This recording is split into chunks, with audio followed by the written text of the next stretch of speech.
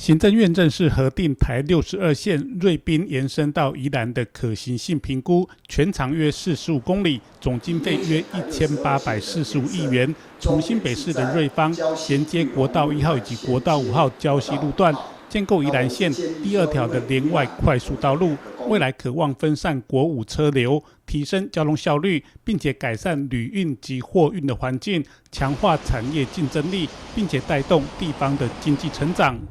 代理县长林茂胜除了感谢中央听见宜兰人的心声，重视宜兰长期面临的交通瓶颈，也期盼中央加速后续的行政作业，早日实现宜兰乡亲多年所盼望的第2条连外快速道路。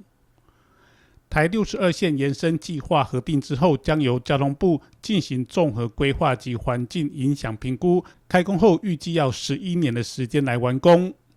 宜兰新闻记者石世明采访报道。